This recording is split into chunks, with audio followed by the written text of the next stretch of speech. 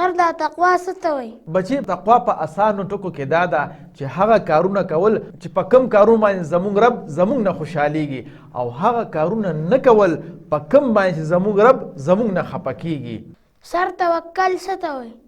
توکل بچي دې ته وایي چې تاسو د خپل ویژن حاصلولو دپاره چې کوم سټریټیجیز دي کوم منصوبه بندۍ دي هغه په احسن او په ایکسلنٹ طریقې سره وکړئ او خپل مهنت کوئ او نتیجه په الله پاک باندې پرېږدئ. نو دغه ستاسو دپاره توکل شو.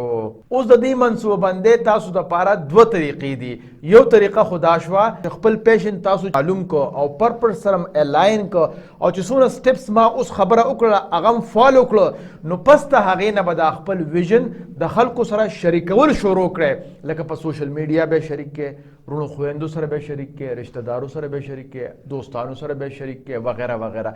نو ضرور په معاشره کې به داسې خلک وي چې ستاسو غوندې ویژن او مقصد لري نو هغوی سره به پیسه هم وي کیدای شي هغوی ته د دې سټریټیجیز دونه پته نه وي خو ویژن به ستاسو په شانتې وي او پیسه به هم ورسره وي. نو هغوی به بیا راشي او تاسو سره به ملګرتیا وکړي چې راځه په شریکه باندې هم دا ستاسو ویژن حاصلو، تاسو به ملګري شئ او خپل ویژن به حاصل کړئ. د مثال په توګه باندې په کراچۍ کې د ډاکټر عبدالباري خان صاحب د هغوی دا ویژن چې زه ټولو خلکو ته فری علاج ورکم د دې دپاره هغوی یو هسپتال جوړو انډس هسپتال. هغې دپاره خو پیسې پکار وي، پیسې خو هغې سره وي نه نو ویژن ورسره و نو هغه خپل ویژن یې شیر کول شروع کړل. نو ډېر داسې سرمایهدار خلک وو چې هغوی راغلل او هغوی له پیسه ورکړه او هغوی سره په هغه فاونډیشن کې شامل شو، انډس هسپتال یې جوړ کړ.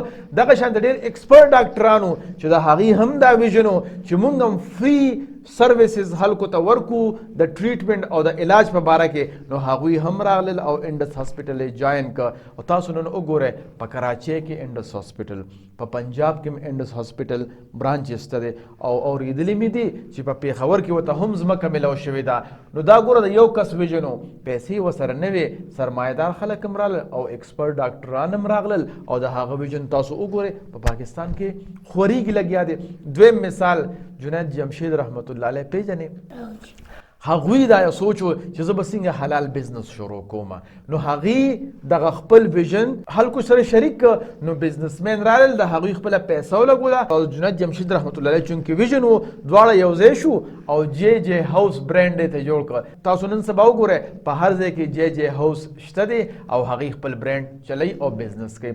دریم مثال مولانا طارق جمیل صاحب دا ویژن و چې دا مدارس د خیر خیرات او د زکات نه په ځای د بزنس نه چې کومه پیسه راځي چې په دې باندې چلیږي هغه ویژن سرمایهدار خلک را یو ځای شو او هغوی ام ټي جے برانډ جوړ کړ. او تاسو وګورئ ام ټي جے برانډ چلیږي او د هغې ښه ټیک ټاک بزنس کیږي. او که ستاسو صحیح پیشن وي او مقصد وي او هغې لپاره لانګ ټرم ویژن وي او هغه بیا په صحیح طریقې سره خلکو سره شریک کړي نو ضرور به سرمایهدار خلک او ایکسپرټ خلک راځي او ستاسو ویژن به جاین کوي او ستاسو ویژن به انشاءالله العظیم ضرور حاصلیږي.